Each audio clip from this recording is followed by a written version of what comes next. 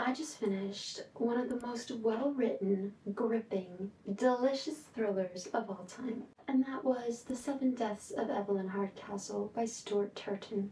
In this video, I want to talk about what exactly makes The Seven Deaths of Evelyn Hardcastle the perfect whodunit. I think there are 5 key features, or threads if you like, that together weave an exquisite tapestry of mystery and suspense in this book. Make sure you're sitting somewhere safe and comfortable and out of the way of bloodthirsty prowlers.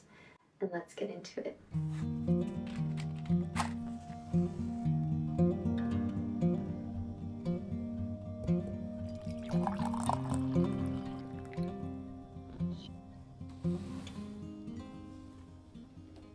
So, what is a whodunit? Put simply, it's a story about a crime and the attempt to discover who committed it. But in my view, the best whodunits are rich with detail, full of suspicious suspects, distressing discoveries, and unsettling settings. Which brings me to the first characteristic that I think makes this the perfect whodunit: the setting. This book is set in a decaying, isolated country estate in England called Blackheath. The time period is giving 1920s, full of cigarette smoke and horse-drawn carriages, hunting parties, painted portraits, and scotch drinking in the morning. It's moody and atmospheric. It's overcast, rainy, dreary. There are misty woods and a creepy, dark lake. There's an old, once grand mansion falling into disrepair. There are secrets around every corner. Despite the fact that this house is deteriorating, the family that owns it is hosting a masquerade ball. And among the guests, as I'm sure you can imagine, there are plenty of suspects. Which brings me to the second characteristic that I think makes this such a perfect murder mystery: the cast. This book has some of the best characterization I've ever come across. Truly mastery of the written word from the very first page. You're introduced to a character and immediately get a sense of what they look like, what their personality is like, how other people respond to them, how they talk and walk, why they're there. And any one of them could have something to do with the death of Evelyn Hardcastle.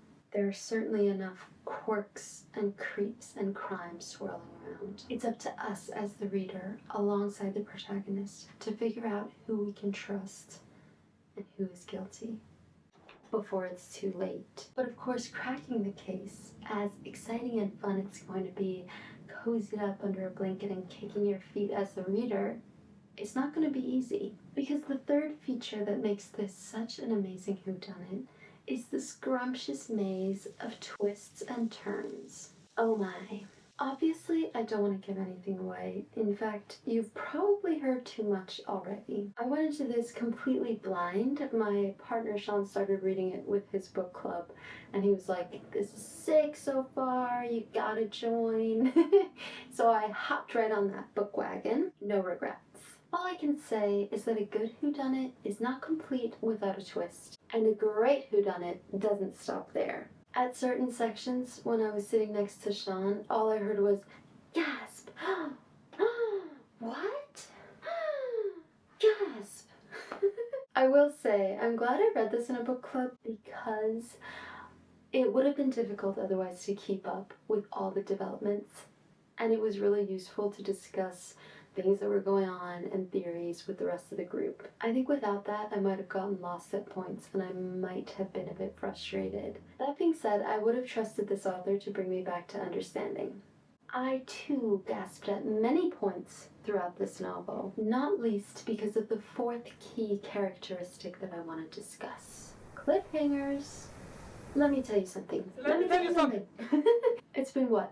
13 years since I first read The Hunger Games by Suzanne Collins, which means I've spent basically half my life searching for a book that had the same exciting cliffhanger chapter endings as the first 2 books in that series. I finally found it. Seriously, almost every single chapter in this book ended with a gasp-worthy statement that made me want to flip the page and keep reading. And if that doesn't convince you that this is a 5-star whodunit, then maybe this will. A satisfying ending. Nobody wants to read a 500-page whodunit only to be struck in the face by a disappointing ending. Luckily, that will not be your fate if you read this book. A great whodunit takes all the clues and characters that you've come across throughout this unfolding mystery and fits them all into a completed puzzle as it puts the very last piece into place. When I got to the end of this book, I genuinely feel like I breathed a sigh as all the tension that had been building up throughout was released as we came to this exciting and rewarding conclusion. So while you may want to discuss any remaining questions with a book club, you can take my word for it, when you're stuck in the dark tunnel of this mystery, you have a bright, satisfying light waiting at the other end. Well, bookworms, with all that being said, I think it's clear why this is the best whodunit I've ever read. Granted, and I probably should have said this earlier, I haven't actually read that many, but I'm still extremely confident that this book, which is sitting comfortably on my competitive exclusive list of 5-star reads, is one of the best. Thank you so much for watching, and until next time, happy reading! Bye!